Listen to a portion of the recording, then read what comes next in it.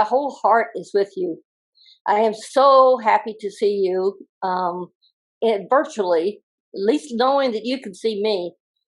Because for the last 3 years, my friend Ann Finch and I have come in to see you on the Saturday closest to Christmas. And this year, obviously, because of this pandemic, which has affected absolutely everyone's life, mine included, has caused so many changes. And thank God we do have electronics. I am no less sincere in wanting to be with you today. You just saved me from trying to look up a story so I can just sit and tell you a true life story. But let me start out by telling you first that a true life story is sometimes told so that somebody can see that you have to be alive, awake, and be on the ball so that you can see when God comes to you. This was the year of 2004, and it's often called the year of the snow. I was in the Rio Grande Valley, and we had what they called a meteorological phenomenon. That it should snow in the Rio Grande Valley 4 inches was just incredible. Well, it was Christmas Eve prior to actually the snow coming down, and I received a call in my actual dining room where I was setting up for for a Christmas Eve supper. And the person said to me, Mr. Gonzalez is here, and he wants to know if we have a place where he and his wife and baby can stay because it's supposed to freeze tonight and they don't have any heat. Well, it just so happened at that particular moment, we had no one in labor. So it was perfectly all right to take someone in. So I said, sure, we can do that. And each room had an individual heater. And I certainly didn't want somebody out there on freezing cold with a small baby. Well, I was at Holy Family Birth Center, and it's important that you know that's the name of the birth center where I was working as a nurse midwife. And my nurse that was on that day took this little Gonzalez couple, to one of the birth rooms and got them set up and said to them, we're going to have a church service, and you are invited. You can come. And in fact, we would like you to come. And so we were going to have this church service prior to dinner that evening. And so when I entered the chapel, which was in the round, and everybody sat in the round, there was this sweet little couple. They were from Guatemala, dark-skinned. Neither wife nor husband was over 5 foot tall. I imagine they were 4 foot something. And their little baby they had in their arms. Now, it wasn't a brand new newborn, but it was a very small baby. And everybody smiled politely. We had a wonderful church service. And I thought to myself, those poor souls, they only speak Spanish, so they probably didn't understand very much, but the spirit was there. Oh my goodness, such a wonderful Christmas spirit. And so after we left and we went to the dining room, I saw to it that they were seated at the table somewhere near people who spoke Spanish.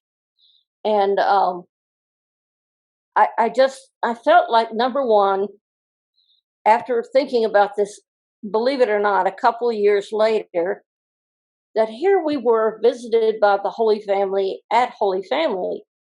And what had happened, I felt like I was the innkeeper who had said, of course we have room.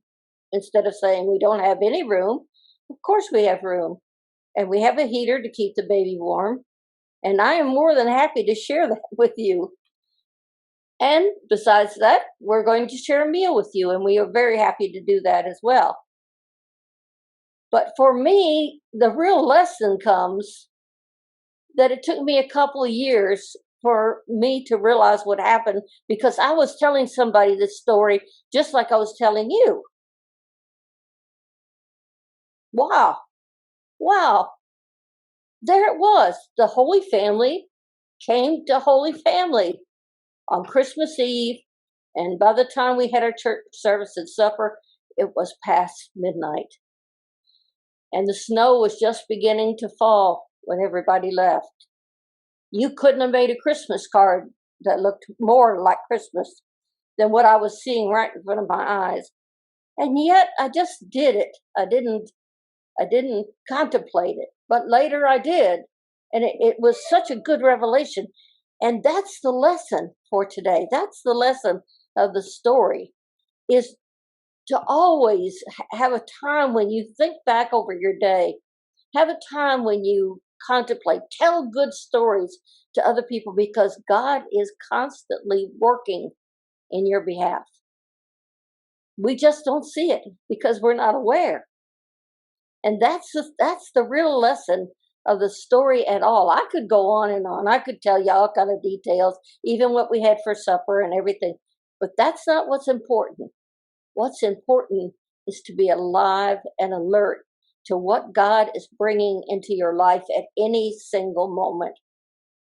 There are times, like in my story, where it is so necessary for you to be generous.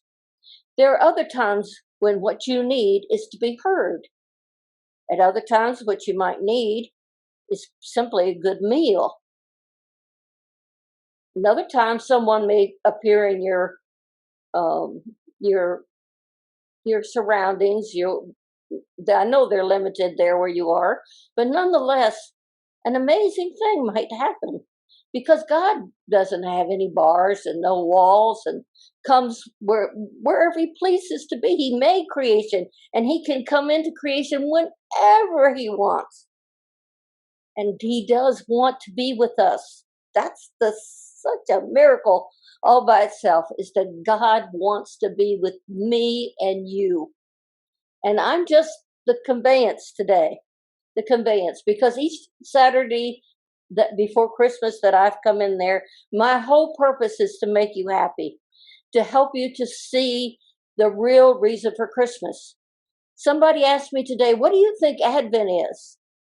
And they answered their own question. It's the beginning. It's the starting again. It's the beginning of a whole cycle of where we're going to spend the whole year looking at Jesus in one form or another. And this form is going to be in anticipation, listening to the prophets and everyone, to see that this Messiah is indeed coming. And we're going to be privileged to see the Messiah come. And I thought to myself, yeah, how many times do I think about that? At everything that happens, every birthday celebration I've been at, me being a midwife, every birth I've attended, every time I've seen my friend and see the sparkle in their eye, does that bring a sparkle to my eye? Have I conveyed Jesus today? And sometimes it's not so hard. It's just a smile, a really sincere smile. It is sincerely funny to do it with a mask, because all of us have gotten very good, haven't we, at seeing that wrinkle that goes to people's eyes. I'm one of those kind of people that when I grin really big, I have to think about opening my eyes, or my cheeks meet my eyebrows. And so I just want so bad for you to have a really, really, really good Advent season where you see the Lord coming, so that when Christmas is here, it will surprise you, like a small little Guatemalan family of 3, a baby and mother and daddy, who simply wanted to be out of the cold and have a home for the evening. Is that not what we all want? Do we not want to see Jesus somehow in our life? Well, I'm telling you, with 100% guarantee, Jesus will be in your life during these days of December.